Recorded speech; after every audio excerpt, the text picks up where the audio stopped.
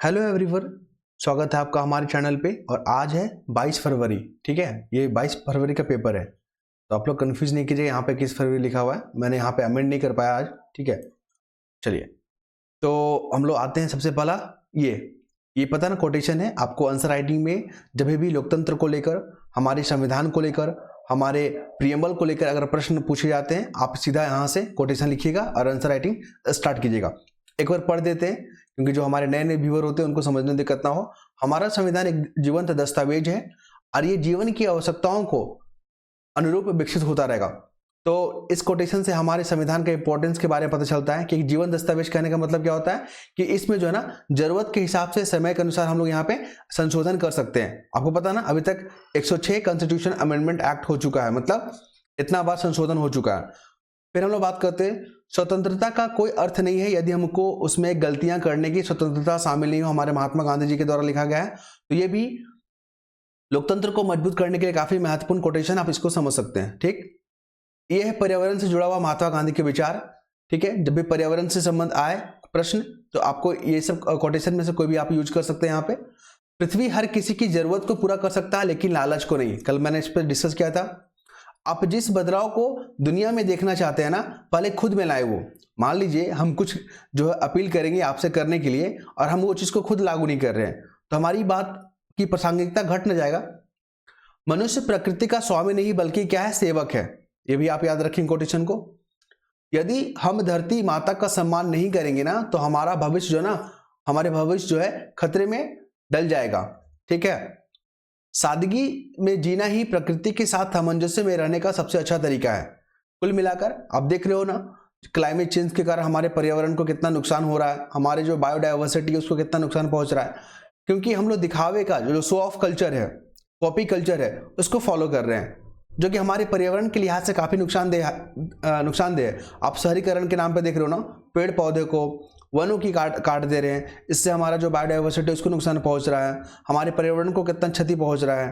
ठीक है, और सड़क के निर्माण के कारण जो हम लोग पहाड़ों को, पेड़ों को तहस नहस कर दे रहे हैं, तो हमारा प्रकृति के साथ जो रिलेशन है वो तो असंतुलन होगा, और हमें उसका जो है ना व्यापक जो है नुकसान झेलना पड़ेगा। जो आप भूकंप के झटके देख सकते हैं, आप सुनामी को देख सकते हैं यहाँ पे, फिर बाढ़, सूखा, ठीक है, मौसम की असमानता, ये तमाम परिणाम देखने को मिलता है। कल क्वेश्चन में हमने ना जलवायु परिवर्तन को लेकर और ग्लोबल वार्मिंग को लेकर यहाँ पे डिस्कस किया था। आज हम वायु प्रदूषण और जल प्रदूषण के बारे में हम लोग बात करेंगे।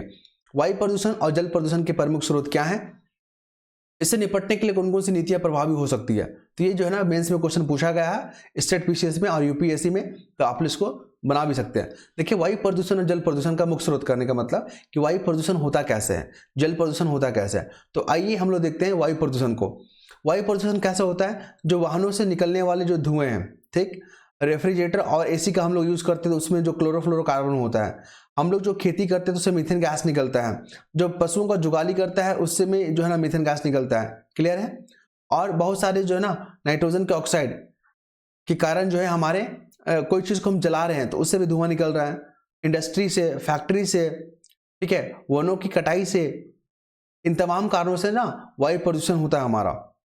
जल प्रदूषण कैसा होता है, जो इंडस्ट्री से जो यहाँ पे वेस्टेज निकलता है उसको हम लोग जल में डायरेक्ट जो यहाँ पे क्या करते हैं, बिना निपटान के ही जल में डाल देते हैं। ठीक है, कूड़े कचरे को जल में डाल देते हैं हम लोग। यहाँ पे जो हम लोग खेती में पेस्टिसाइड और इंसेक्टिसाइड जो हम लोग केमिकल वाला यूज कर रहे हैं, वो भी जो है ना हमारे जल प्रदूषण को क्या करता है, दूषित कर रहा है ना। वनों की कटाई से जो जो क्या बोलते हैं उसको, जो पानी में रहता है मैंग्रोव वन, उसको हम लोग क्या कर रहे हैं, नुकसान पहुंचा रहे हैं, जीव जंतुओं को यहाँ पे मार रहे हैं।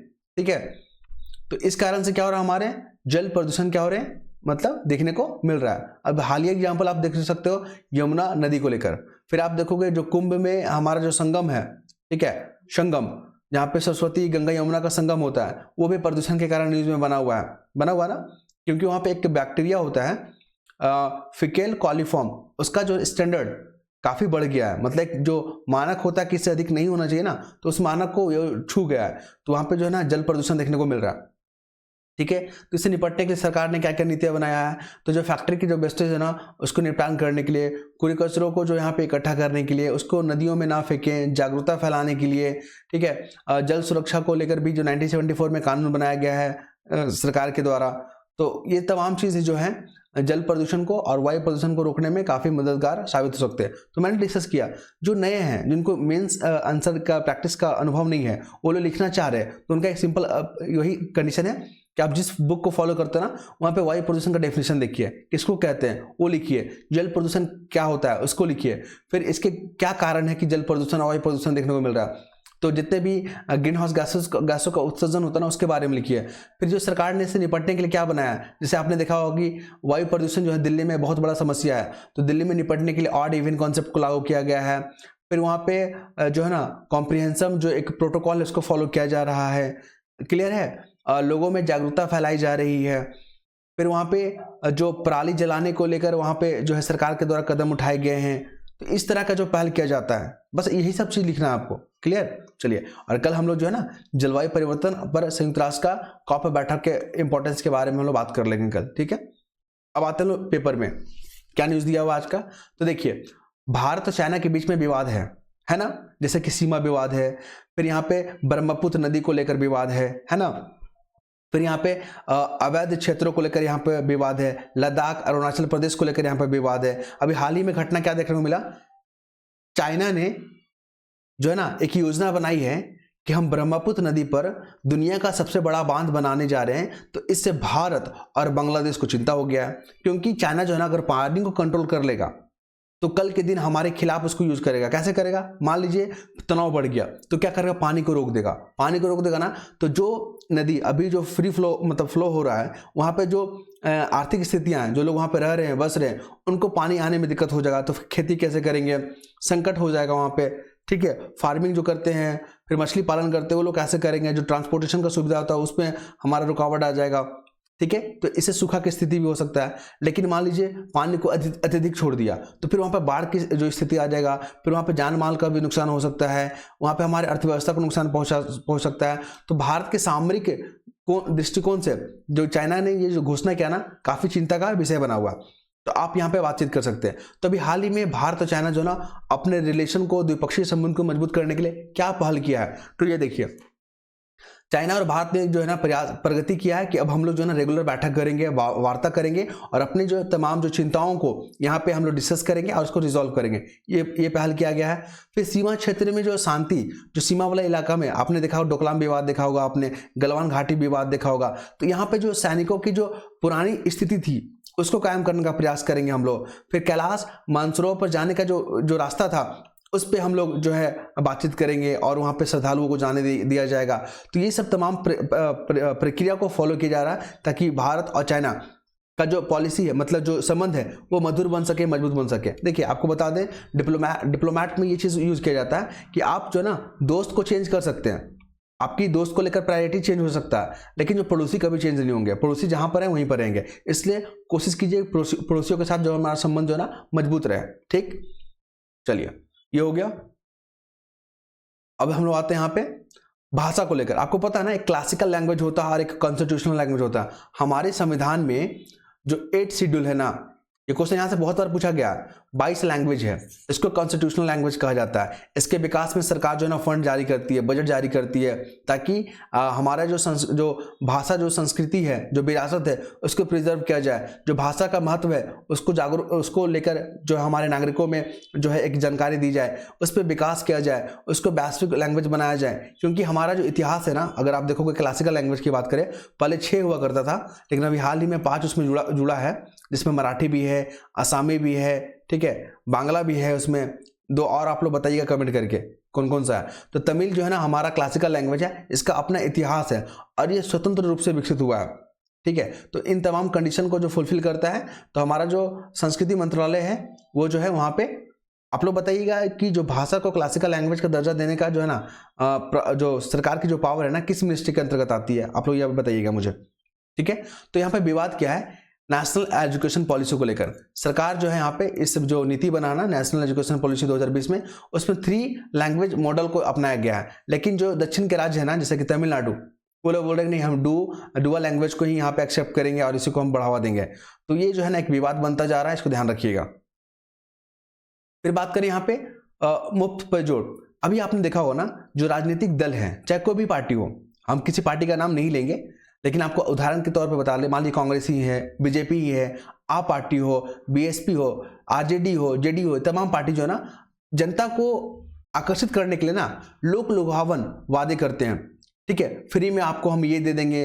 अभी आपने देखा हो ना, उत्तर प्रदेश कारण जो है ये टॉपिक को लिया गया है। उत्तर प्रदेश में अभी जो भी मेधावी छात्र है, जो भी टॉप करते हैं बोर्ड के एग्जाम में, तो उनको फ्री में स्कूटी दिया जाएगा, ठीक। तो यहाँ पे सुप्रीम कोर्ट ने भी, यहाँ पे आरबीआई के गवर्नर ने भी कहा है कि जो फ्री बीज है, जो मुफ्त में जो यहाँ पर सुविधाएं दी जा रही है ना, उसको बंद किया जाए। क्यों? इसका नुकसान क्या है कि सरकार पे जो है ना वित्तीय बोझ बढ़ता है, और सरकार ये बताना नहीं चाहती कि वो फंड कहाँ से लाएगी।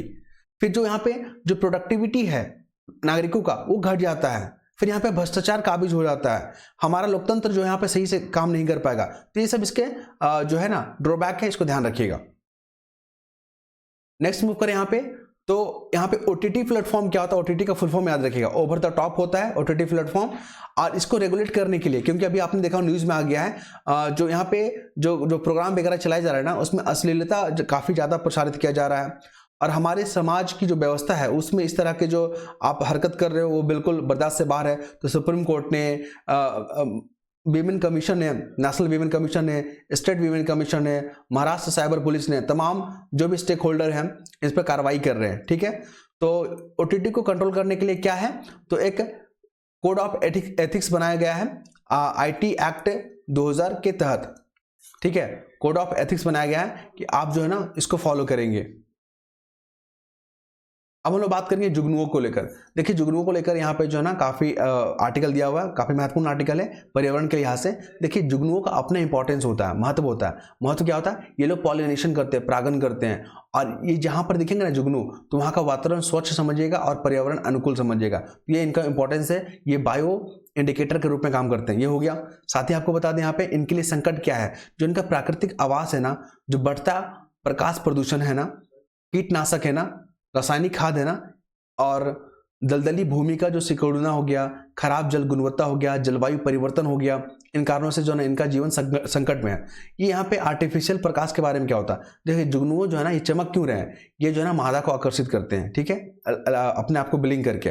तो इससे क्या हो गया, मान लीजिए हम यहाँ पर लाइट जला दिए, आर्टिफिशियल लाइट जला दिए हम रात में, तो इनका प्रकाश जो है ना धूमिल हो जाएगा, दिखेगा नहीं। तो फिर यहाँ पे जो प्रजनन जो क्षमता है जुगनुओं का वो प्रभावित होगा, फिर इनका जो संख्या है उस पर खतरा हो जाएगा। और फिर ये पॉलिनेशन कैसे करेंगे, ये बायो इंडिकेटर का यहाँ पे कैसे यहाँ पे रोल प्ले कर पाएंगे, ठीक है। थर्ड हम लोग बात करें यहाँ पे, तो अगर हम लोग बात करें यहाँ पे कुछ खास था यहाँ पे मैंने, हाँ, किस प्रकार जो है ना जो रासायनिक खाद वगैरह का यूज़ करते हैं ना, तो उनका फूड श्रृंखला में, खाद्य श्रृंखला को हम लोग नुकसान पहुंचा रहे हैं। जो प्यूपा, जो उनका लार्वा होता है, उसके विकास में हम लोग बाधा तो उत्पन्न कर रहे हैं, तो उसको ध्यान रखिएगा। साथ ही आपको बता दें यहाँ पे, अगर यहाँ पे हम लोग, बस इतना ही खास चीज़ था। तो इसका इंपॉर्टेंस जानिएगा, क्या संकट थे और इसका क्या प्रभाव होगा, यहाँ पर लिखा हुआ है, इसको पढ़ लीजिएगा आप, ठीक है। और यहाँ पे जो है हम लोग कुछ खास नहीं, हाँ, यहाँ से क्वेश्चन पूछा गया है, फॉरेन एक्सचेंज रिजर्व अभी वर्तमान में कितना, 635 अरब डॉलर है। इसमें 4 करेंसी इंक्लूड होता है, गोल्ड होता है इसमें, SDR होता है, फॉरेन करेंसी एसेट होता है इसमें, फॉरेन करेंसी एसेट हो गया, और IMF के पास जो रिजर्व होता है वो होता है। बीपीएससी में, यूपीपीएससी से बहुत बार पूछा गया, ठीक है, याद रखिएगा। उसके बाद हम लोग बात करेंगे ना, गवर्नर, पूर्व गवर्नर है IBA के, डी सुब्बाराव, उन्होंने एक कमेटी बनाया है, और जो मुफ्त जो सुविधाएं होती है, जो फ्री बीज बोलते हैं, सुप्रीम कोर्ट ने इसको पैरासाइट बोल दिया है, ठीक है, कि ये जो है ना हमारे लोकतंत्र के लिए सही नहीं है, हमारे अर्थव्यवस्था के लिए सही नहीं है। क्योंकि मुफ्त में जो लोग खाते हैं ना, उनको काम करने का आदत जो है ना छूट जाता है, वो लोग मेहनत नहीं करना चाहते हैं, वो लोग जो है ना सरकार पे आश्रित हो जाते हैं, जिसको रेवड़िया कल्चर बोलते हैं, फ्री बीज बोलते हैं इसको। नेक्स्ट मूव करें यहाँ पे, तो यहाँ पे जो भारत सरकार पे ना शुल्क में कटौती करने की बात की गई है नीति आयोग के द्वारा। तो नीति आयोग के जो CEO है ना, उन्होंने कहा कि सरकार को जो है ना अपने शुल्क में कम करना चाहिए, बल्कि दबाव में नहीं, बल्कि भारत के भलाई के लिए, क्योंकि 2047 में हमको डेवलप कंट्री बनना है ना, तो हमें जो है ना तमाम देशों के साथ अपने व्यापार को मजबूत करना होगा। उसके बाद हम लोग बात करते हैं, ये पूर्णिमा बेदन है कौन, कि देखिए टाइम्स पत्रिका में ना वुमेन ऑफ द ईयर के रूप में जो है इनका नाम जो है दर्ज किया गया है। क्या नाम इनका? पूर्णिमा वर्मन। ये कौन है? तो ये एक पर्यावरण संरक्षक है और जीव विज्ञानी है। एक कहानी इनके बारे में है, जो रियल कहानी है। एक जो पेड़ था, पेड़ को काटा जा रहा था वहां पे, ठीक है, तो यहाँ पे पक्षी रहते पेड़ों पे, उस पक्षी का नाम था धेनुक, ठीक है। तो धेनुक का घोंसला था, उसमें बच्चे लोग भी थे, पेड़ को काटा जा रहा था। जब ये न्यूज मिला किनको, पूर्णिमा वर्मन को ना, तो वो वहाँ पे चले गए। जो पेड़ काट रहे थे उससे पूछा गया कि आप पेड़ को क्यों काट रहे हैं। तो जो धेनुक जो पक्षी थे ना, ये लोग सब घेर लिया था पूर्णिमा वर्मन को, वहाँ पे चिचिहाने लगे थे। तो इनको समझ में आया कि ये लोग जो पक्षी जो चिहा रहे हैं ना, जो मतलब उनको जो आवाज़ लगा रहे हैं, वो अपने घरों को बचाने के लिए बोल रहे थे। तो इन्होंने जो फिर वो पेड़ को कटने से बचाया, और ये कहानी के बारे में वो अपने वो प्रोफाइल में लिखे हुए हैं, ठीक है। तो वो पर्यावरण के प्रति जो है उनका जो आकर्षण और बढ़ गया, और पर्यावरण संरक्षण पे वो काम कर रहे हैं। तो पूर्णिमा जो बर्मन है, उनका नाम याद रखिएगा, काफ़ी महत्वपूर्ण है, बीपीएससी एग्जाम में पूछने की संभावना है, जो आने वाला है 71। और यहाँ पे जो है टाइम्स पत्रिका में इनका नाम शामिल किया गया है। और ये आप जो है ना वीमेन एम्पावरमेंट को लेकर जब प्रश्न बनेगा ना, तो यहाँ पे आप इनका एग्जाम्पल दे सकते हैं, ठीक है, कि महिलाएं जो ना हर क्षेत्र में अग्रणी भूमिका निभा रही है। एग्जाम्पल के तौर पे आप यहाँ पे ये लिख दीजिएगा, टाइम्स पत्रिका। फिर रशिया यूक्रेन के युद्ध को लेकर भारत का जो रुख है ना, उस पर जो है वेस्टर्न कंट्री या यूरोपियन कंट्री को नाराज है कि भारत अपना स्पष्ट रुख को यहाँ पे उल्लेख करे। आपको बता दें, रशिया यूक्रेन में भारत का स्पष्ट रुख है कि जो है ना युद्ध के माध्यम से सॉल्व नहीं हो पाएगा, कूटनीतिक और वार्ता या संवाद के माध्यम से ही यहाँ पे सॉल्व होगा। आपने देखा ना, भारत ने विदेश नीति में एक 5S का कॉन्सेप्ट दिया है। 5S मतलब एस से सम्मान, ठीक है, एस से संवाद, एस से सहयोग, एस से समृद्धि, और एस से क्या होगा, एक एस से वहां पे सम्मान, सहयोग, समृद्धि और शांति।